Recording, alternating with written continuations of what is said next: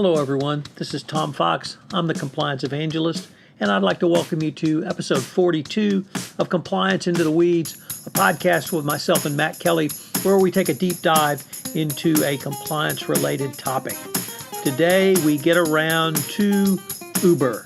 Yes, we focus on the car crash or indeed train wreck that is currently going on with Uber. Matt wrote about the corporate governance issues at Uber over the weekend before the release of the Holder Report. So we take a look at his thoughts on where corporate governance failed and some of the lessons learned for the compliance practitioner. We also take a look at the Holder Report and talk about some of its recommendations, which frankly are quite astounding. Nevertheless, in addition to be astounding, they really point towards the need for corporate compliance at the board level and compliance expertise, and it explains why. We take a deep dive into this. It'll probably be the first of many such podcasts we have on Uber. It's a fascinating subject. I hope you enjoyed it, listening to it as much as I enjoyed doing it with Matt. This is Tom Fox. Thank you very much for listening to this episode of Compliance Into the Weeds. Hello, everyone. This is Tom Fox. I'm the Compliance Evangelist, back for another episode of Compliance Into the Weeds with my cohort and co-host, Matt Kelly, founder and editor at Radical Compliance. Matt, we are going to go into the weeds on one of our favorite subjects, which is governance at Uber and your car crash analogy. So take it away. Yeah, this really is just a sad example of misgovernance, probably in a couple of different ways, and we could be here for hours if we wanted. I wrote this post of mine on Radical Compliance. I wrote it on Sunday evening when the board of Uber was meeting to discuss whether to put CEO Travis Kalanick on leave. And they were awaiting a final report on the culture and problems at Uber from former Attorney General Eric Holder, who had spent several months and probably quite a lot of billable hours investigating the culture at Uber. So I wrote a column on Sunday evening about this. And so at the time you and I are talking here, Tom, on Tuesday, June 13, the board now has met and put Kalanick on leave. I think partly because he experienced a personal tragedy with the death of his mother in an accident and the serious injury of his father. But beyond that immediate personal setback that he's had, Uber has had many problems, which also we now know because the Holder Report has come out, which really we could take this in many different levels. But I looked at it first as evidence that even very large companies that have not yet gone public, and people keep on saying we should get the startups and the tech whiz companies to go public. They don't necessarily perhaps they should not go public because Uber clearly had some pain and growth issues it needed to go through, and it is going through them now. I think that there is examples here we could talk about weak boards that were clearly stacked in Travis Kalanick's favor for far too long. And then we just still have to talk about what I identified in my blog post is just we have to talk about the dorky stuff of ethics and compliance, of values, and what are we about, and all this touchy-feely stuff that senior executives sometimes don't really want to talk about, or it's not as fun or sexy as merger targets or financial goals or expansion plans. But this, touchy-feely stuff, this matters tremendously because Uber ignored it. And it is now just, like I said, this is a car crash or a train wreck if we want to mix our metaphors. But there's so much that's gone wrong here at this company, and it has nothing to do with financial reporting or effective internal controls or the lack thereof, and we'll talk about that maybe some other day. This is all about culture and values and governance, and it's a complete meltdown. Well, I think we should mix our metaphors and definitely let our freak flag fly on this puppy, because the many of the points you raised were exactly raised by former Attorney General Holder in his report. He started with the senior leadership, which of course is, I have to say Kalanick because I grew up with a guy who pronounced it like that. So I'll just say Kalanick. A good Texas name, Bo Kalanick. in fact.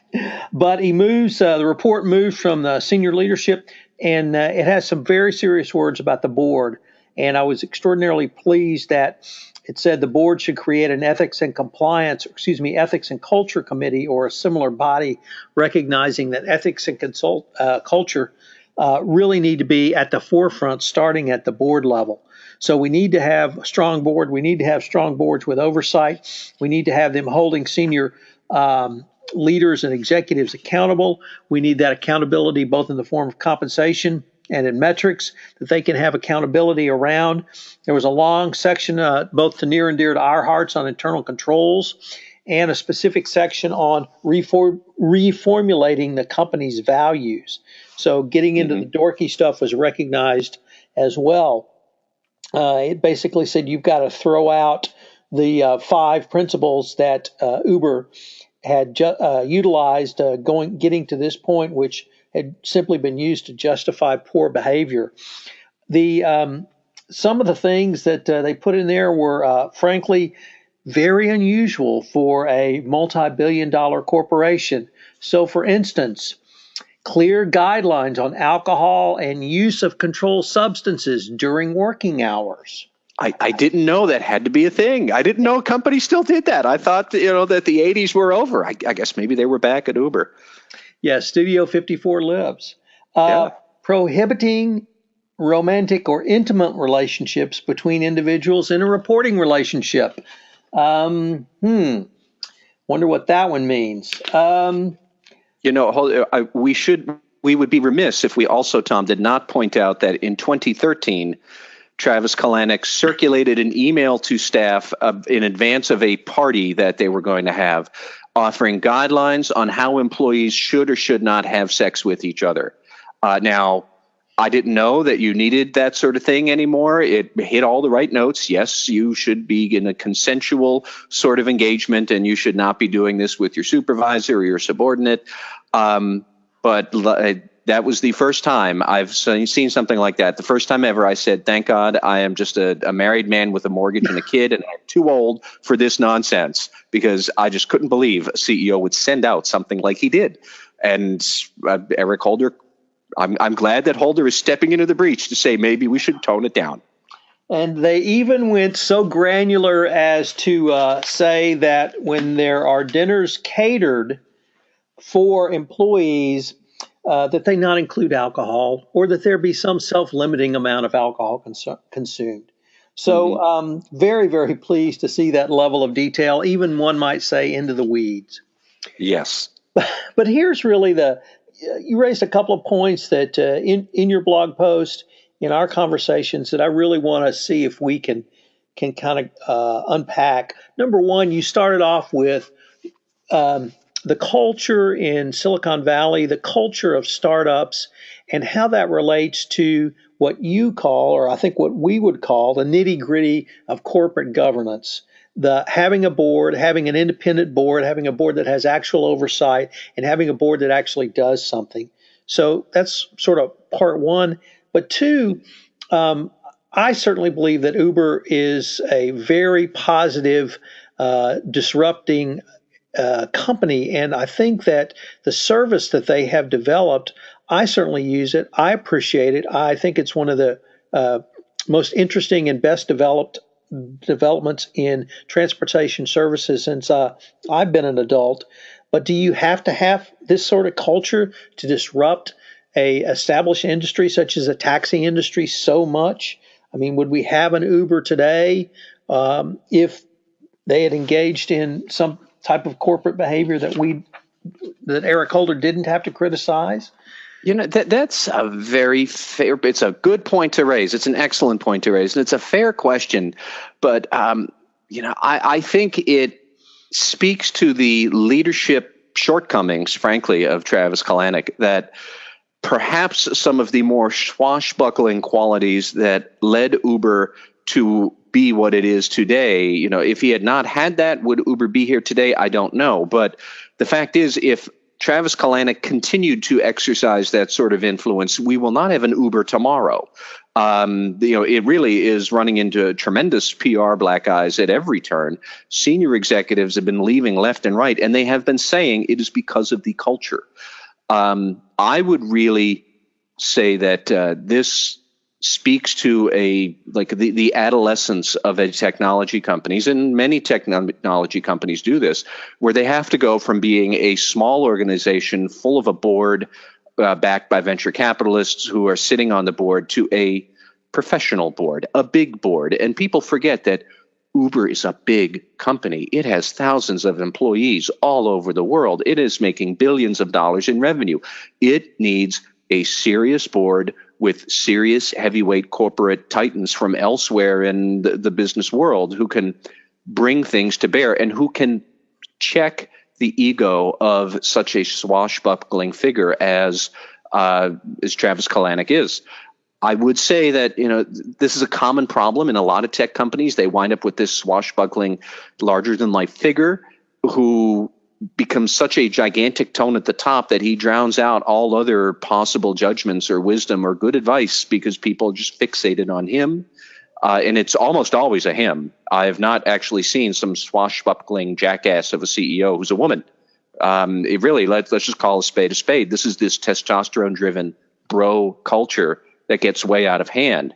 And, more than anything else, you need to know when it is time to bring in a board to cool off that sort of a thing.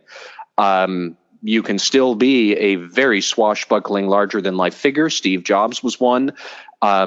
Worth remembering that back in the day when he was much younger, he got fired for being out of control. And when he matured and came back, then Jobs made Apple what it is today.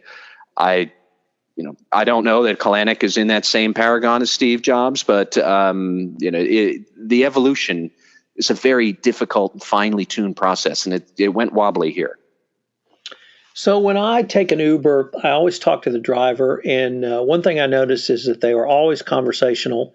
They're always happy to talk to you about their experiences, and I have almost uniformly found that the driver as independent contractor, or even if you wanted to call them employee, their experience is positive.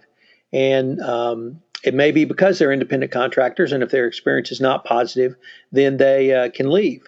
My experience as a consumer of their service is almost uniformly positive. Out of probably 75 Uber rides, I've had one that wasn't positive simply because the lady's GPS wouldn't match up to where I wanted to go. And finally, the company's making money hand over fist. So the company's making money. And I always thought when you align those three things, what could go wrong? You have a great customer experience, you have a positive employee experience, and you have a company making money. Yet we find all of these hiccups back at the corporate headquarters.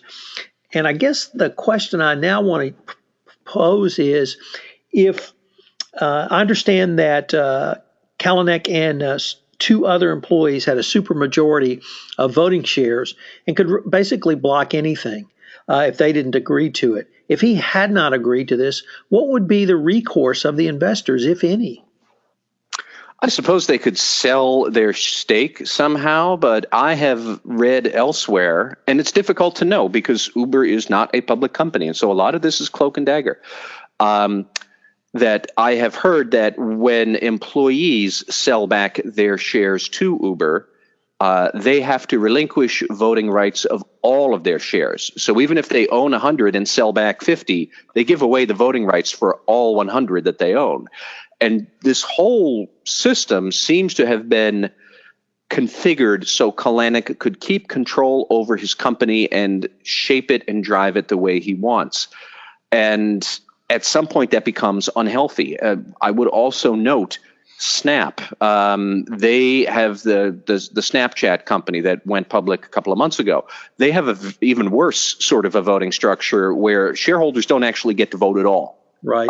Only the inner circle gets any voting rights, and they get all of them. So it does become this very difficult thing. Now, some decisions at Uber could be forced by the board, that if each board member gets a vote and there are, say, 11 board members, then Kalanick is only 1 out of 11. And would he have 6 cronies there to be able to force through a majority.